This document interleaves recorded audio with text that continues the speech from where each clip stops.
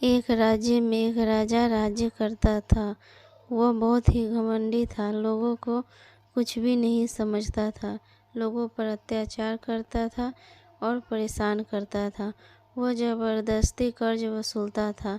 फिर एक दिन उस राजा ने सभी से कर्ज वसूलने के लिए अपने सेनापति को भेजा। जब सेनापति अपने साथ कुछ सिपाहियों को लेकर कर्ज वसूलने के लिए जा रहे थे तो रास्ते में उन्हें एक आदमी मिला और सेनापति ने उस आदमी से कहा कि तुमने बहुत समय से अपना कर्ज नहीं दिया है। इस पर उस आदमी ने कहा कि मेरे पास अभी कर्ज चुकाने लायक धन नहीं है।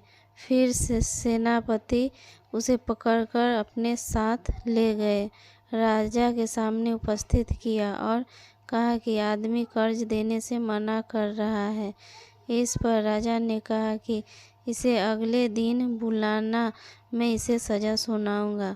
आदमी बहुत गिड़गिड़ाया और कहने लगा, महाराज मुझे माफ़ करना, मेरे पास इतना धन नहीं है जिससे कि मैं आपका कर्ज चुका सकूं। तभी राज्य में एक साधु महाराज पधारे और फिर उन्हें देखा कि राजा अत्याचार कर रहे हैं और साधु ने कहा कि आप ऐसा क्यों कर रहे हैं। इस पर राजा ने कहा कि अगर तुम भी ज़्यादा सवाल जवाब करोगे तो मैं तुम्हें भी सज़ा सुना दूंगा, बिकॉज मैं इस देश में महान राजा हूँ। मैं सब कुछ जीत चुका हूँ, कई राज्य मैंने अपनी ही बल पर जीते हैं।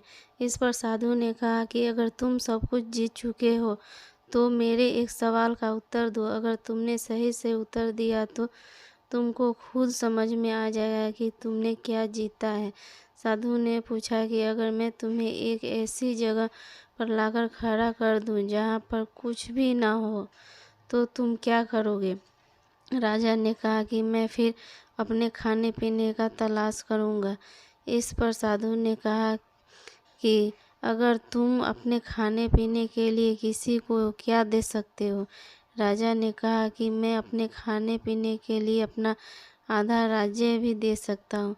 फिर साधु ने कहा कि अगर मैं आधे राज्य पर भी न माना तो तुम मुझे और क्या दोगे। तब राजा ने कहा कि मैं पूरा राज्य दे दूँगा। फिर साधु ने कहा कि आप देख लो कि तुम्हारे पास क्या है, तुम अपनी खाने पीने के बदले पूरा राज्य देने के लिए तैयार हो।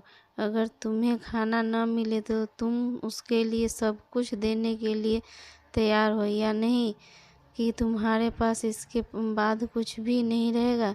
इसलिए हर इंसान को इतना घमंड नहीं करना चाहिए कि एक समय ऐसा आ जाए कि उसको सब कुछ खोना पड़े। राजा की बात समझ में आ गई। राजा को भी बहुत घमंड था, जबकि उसे ऐसा नहीं करना चाहिए था। हमें घमंड को हमेशा दूर रखना चाहिए, क्योंकि यह हमें कभी भी आगे बढ़ने नहीं देता है। अगर यह हमारे साथ में होगा तो हम कोई भी अच्छा काम नहीं कर पाएंगे। यह बात राजा को भी समझ में आ गया था। उसके बाद राजा ने घमंड छोड़ दिया। हमें भी घमंड नहीं करना चाहिए। घमंड राजा की कहानी अगर आपको पसंद आई हो तो शेयर ज़रूर करें।